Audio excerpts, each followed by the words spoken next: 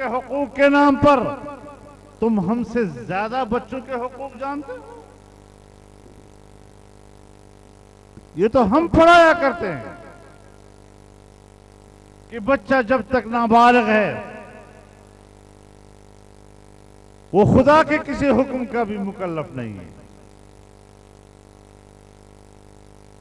جو نابالغ بچہ اللہ کے حکم کا پابند نہیں ہے وہ کسی دوسرے انسان کے حکم کا بھی پابند نہیں ہو سکتا. بچوں کے حقوق تو ہم آپ کو پڑھاتے ہیں. آج تم علم بردار بن گئے ہو. آج قانون سازی ہو رہی ہے کہ 18 سال سے پہلے کوئی شخص ایمان نہیں لا سکے گا. تو میں نے کہا یہ قانون سازی سندھ میں ہوئی ہے جہاں آصف علی رہتا ہے, جہاں اس کا والد حاکم علی رہتا تھا, جہاں امداد علی رہتا ہے, جہاں قائم علی رہتا ہے. یہ سارے علی علی علی علی جمع ہو کر میں ان کو بتانا چاہتا ہوں کہ حضرت علی کا نام لینے والوں وہ تو خود 10 سال کی عمر میں ایمان لائے تھے. یعنی اس کا معنی یہ ہے کہ تمہاری نظر میں رسول اللہ صلی اللہ علیہ وسلم کی دعوت پر حضرت علی کا 10 سال میں ایمان لانا یہ جرم تھا.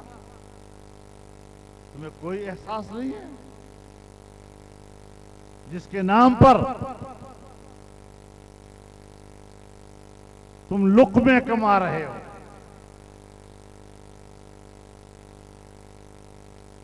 لیکن کوئی قانون سازی میں ان کی کوئی رہنمائی نہیں لینی. آپ کو قانون سازی میں ان کی رہنمائی لینا آپ کے لیے جرم ہو گیا. تو میرے محترم دوست, آج ہم جس میدان میں ہیں یاد رکھیں کسی بھی ریاست کے لیے اور کسی بھی ریاست کی بقا کے لیے 2 چیزیں ناگزیر ہوتی ہیں. ایک اس کی دفاعی قوت اور ایک اس کی اقتصادی قوت. ایک زمانہ تھا جب دار و مدار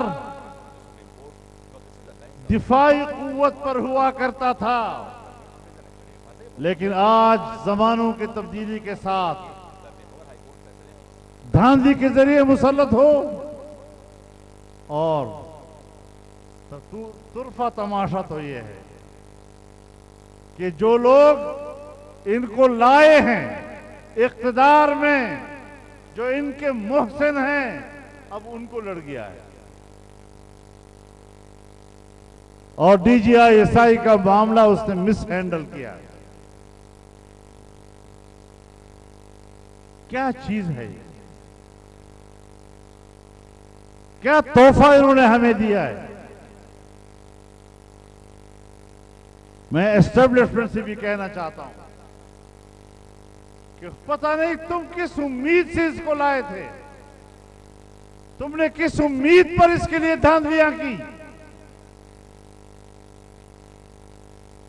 اگر مجھے فوج کا ادارہ عزیز نہ ہوتا, اگر یہ میرے ملک کے دفاعی لائن نہ ہوتی, اس کی میرے نظر میں اہمیت نہ ہوتی, تو میں یہ ضرور کہتا کہ شکر ہے کہ بالآخر تمہیں لڑ گیا.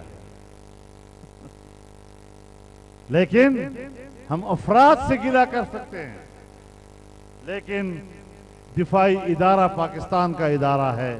ادارے کا ہم ضرور چاہیں گے کہ وہ طاقتور رہے اور وہ پاکستان کی دفاعی صلاحیت اس کی محفوظ رہے.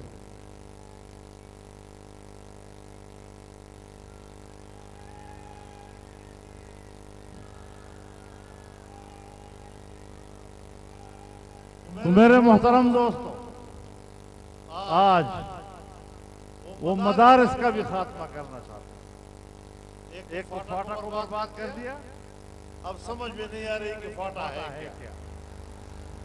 نہ پرانا فاٹا رہا نہ موجودہ سیٹل رہا, کچھ نہیں رہا. بیچ والا کوئی تماشا ہے، نہ ان کو سمجھ میں آ رہا ہے نہ پاٹا کے لوگوں کو سمجھ میں آ رہا ہے۔ مدارس کے خلاف، مدارس کے نظام کو کنٹرول کرنا چاہتے ہیں۔ بھائی دینی مدرسہ اپنی خود مختاری کے نظریے پر قائم ہوا تھا، اس نے فرنگی کا کنٹرول قبول نہیں کیا۔ آپ کا نظام تعلیم بھی وہی ہے۔ ہم آج کے سرکاری نظام تعلیم کو بھی انگریز کے نظام تعلیم کا تصدر سمجھتے ہیں اور دینی مدرسے کو اس کے کنٹرول میں دینے کے لیے تیار نہیں ہوں گے۔ تم نے اپنے بورڈ بنائے، مدارس کو تقسیم کرنے کی کوشش کی، اس کا ایک ڈائریکٹریٹ بھی بنایا، لیکن بناؤ نا، مدرسہ نہیں ملے گا تمہیں، کوئی استاد تمہیں نہیں ملے گا وہاں، کوئی طالب علم نہیں ملے گا وہاں کو۔ وفاق المدارس متحد ہے، ہم سے کوئی آدمی تمہیں نہیں ملے گا، اور اگر کوئی چلا گیا یہاں سے تو پھر اس کی مرضی، مولوی صاحبان اس کا کیا نام رکھتے ہیں یہ پھر آپ کا اختیار ہے۔ ہمیں کوئی سرکاری بورڈ مدارس کا قبول نہیں ہے۔ اس حوالے سے جو اقدامات ہو رہے ہیں، ہم ملک پہ پرامن رہنا چاہتے ہیں، لیکن پرامن رہنے کا معنی یہ نہیں کہ ہم کسی کا غلام بن کر رہنا چاہتے ہیں۔ ہم غلام نہیں رہیں گے، ہم نے غلامی کے خلاف جنگ لڑی ہے۔ آج جس کے نام سے اس جلسے کو ہم نے منعقد کیا ہے، ہم عہد کر رہے ہیں یہاں پر کہ ہم نے کسی کی غلامی قبول نہیں کرنی، اور عزم کر لو، تجدید عہد کر لو کہ ہم غلامی قبول نہیں کریں گے۔ ہمارے اکابر نے جس آزادی کے لیے قربانیاں دی تھی، اس قربانی کا لاج رکھیں گے۔ کوئی غلامی ہم قبول نہیں کر سکتے۔ ہم معاملات کو سلیقے سے طے کرنا چاہتے ہیں، ہم رجسٹریشن کرانا چاہتے ہیں، لیکن رجسٹریشن کا معنی یہ نہیں کہ ہم اس میں مدارس کی آزادی اور خود مختاری کو بھی بیچیں گے، ایسا نہیں ہوگا۔ وفاق المدارس کو بنانے میں مفتی محمود رحمہ اللہ کی کاوشیں اور ان کا خون پسینہ شامل ہے، یہ ان کی امانت ہے۔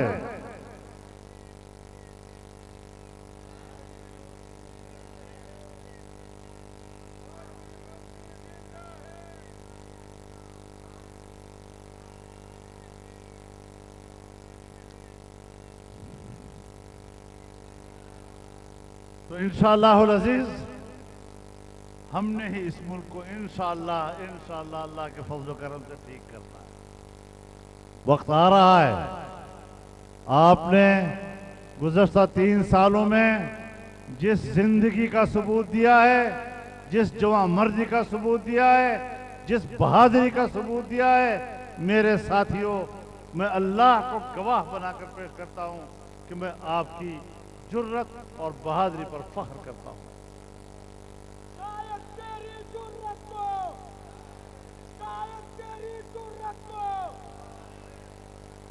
ہم اپنی صفوں میں وحدت پیدا کریں گے۔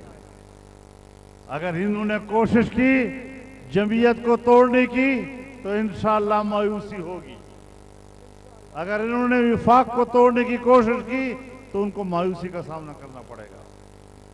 ہم ایک صف ہیں۔ اگر دوسرا ادارہ چاہتا ہے کہ میں متحد رہوں تو ہم بھی چاہتے ہیں کہ ہم متحد رہیں۔ اگر ہم آپ کی صفوں میں دراڑ پیدا کرنے کے لیے کوئی کردار ادا نہیں کرنا چاہتے تو آپ بھی پھر ہماری صفوں میں کوئی دراڑ پیدا کرنے کی کوشش مت کیجیے۔ جمعیت ایک ہے اور اس کے علاوہ کوئی جمعیت نہیں ہے، ٹھیک ہے یا نہیں؟ کوئی جمعیت نہیں ہے، وفاق ایک ہے اور اس کے علاوہ کوئی وفاق نہیں ہے۔ اور انشاءاللہ العزیز ہم اپنے عقائد کے لیے اپنے نظریات کے لیے جان کی قربانی تک دینے کے لیے تیار ہیں۔ ہم نے ہمیشہ سیاسی اور جمہوری اور آئینی اور قانونی جدوجہد پر یقین رکھا ہے، اور اسی حوالے سے ہمارا سفر آگے بڑھ رہا ہے۔ ہم نے یہ برداشت کیا کہ ہم اشتعال میں نہیں آئے، ہم نے تحمل اور برداشت کے ساتھ حالات کا مقابلہ کیا۔ آج اگر پاکستان میں امن ہے تو ان نوجوانوں کی مرہون منت، مفتی محمود کے پیروکاروں کے مرہون منت ہے۔